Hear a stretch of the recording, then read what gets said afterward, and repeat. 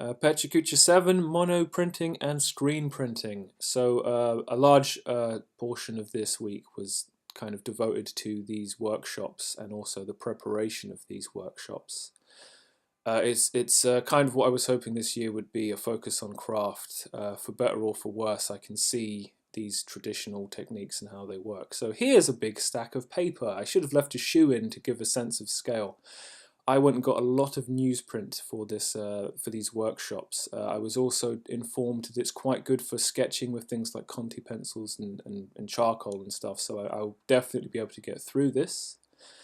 Here's me using it for what I got it for this week. I was creating stencils to use for the screen printing workshop. We were to create text stencils to apply on top of old imagery that we've created earlier in the year. This says 1,000 year Nowheresville. Yeah, you'll see as I go through these that I kind of mess with the layout and try to kind of screw around with fonts while acknowledging that when you create a stencil, you have to be aware that it's a real kind of real world object. It's not just a layer in Photoshop. So if you look at the D, the R, the O's, there are gaps so that the paper can hold its shape and I don't just end up with a massive hole where there should be that D, for example. The square format is again me messing around. I'm not sure how well that would work, but it's still an interesting idea, especially with the three E's going down the middle. This was probably, I think, the most successful experimentation I did with actually cutting these things out with a scalpel. Drawing with a scalpel is, oh god, it sounds so dangerous, but it's I think something interesting to do, and it might lend itself towards etching and kind of specific art techniques. Yeah, here's a smart idea: cutting out curves with nothing but a scalpel and your lack of common sense. Smooth, graceful curves are only going to be happening, I think, when I'm using vector imagery, but still, I think it was worth giving it a shot. And yeah, here's the cutout of the first one I showed. I tried to be kind of quick and easy with these things, but it still took quite a long time. So between getting the paper and preparing it, it kind of cost me all of Monday, and then the workshop was all of Tuesday. So here's one of a couple of the screen prints I'm going to show. Yeah, stuck the stencil to the underside of the screen printing screen, then pushed the ink through it with some kind of squeegee thing, and this is what you get. We were given very specific dimensions for the stencils to be, because that was the size of the screen and the bit where the ink would come through. Awful lot of preparation. That makes it very difficult to be spontaneous and react to what you have in the kind of way that someone who regularly uses digital stuff would expect to. So here's monoprinting, the second thing we did in the same day. You basically apply paint to a flat surface, apply the paper to the paint, and then you draw on the back of the paper to push the ink onto it.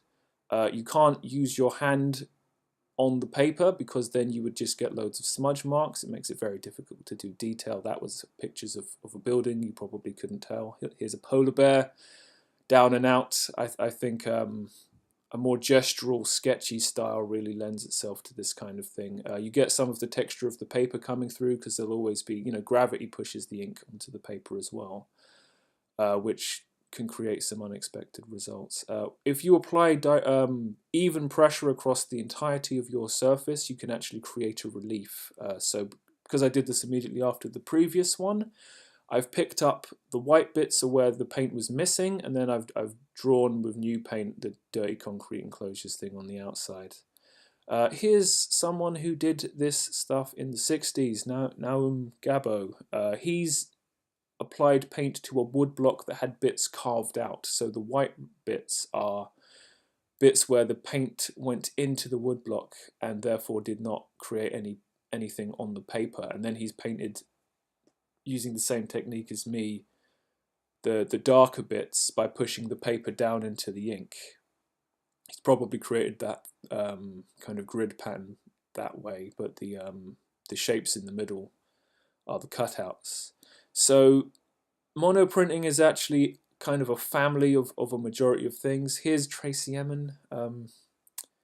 Her work is very much art. It has to be taken in context, unlike design, which is supposed to speak for itself. She was named as a practitioner outright, so I thought I'd better do some research on her, even though I'm not a fan, but you know. Here's Rembrandt. He did etchings. Etchings apparently fall under the monoprint kind of group. He did things that involved more sophisticated processes that hopefully I might find the time to look into this year. But I just love his self-portrait with his silly face. This kind of thing from someone so famous is fabulous. I'm also trying to storyboard a book on all the processes I've been looking at this year, and it seems perfect to use Smiley and Vegeta. Smiley is the kind of over-optimistic front guy, and then Vegeta is the "this is all stupid, we should just use Photoshop" guy. I kind of, yeah, so what I've got is like 4 A4s split into the corners of the thing, the page. I'm trying to really figure out what I'm doing as I'm doing it, both the dialogue and the layout. It's maybe more than I can manage to do this thing realistically, but I think it's a good idea and it might have applications outside of the course. So that brings us to the end. What do I need to do next week? I've storyboarded a Premiere Pro movie, which is one of the final outcomes for this project. I'd like to do some dummy books because, you know, that would be cool. And then that Smiley process book I was just talking about, I actually have to make that. I have the drawing table, I have the tools. I'm what, maybe 2/3 through it. It won't take that long to storyboard, and then I will do it, and then it will be, if it is what it is in my head, it will be very nice.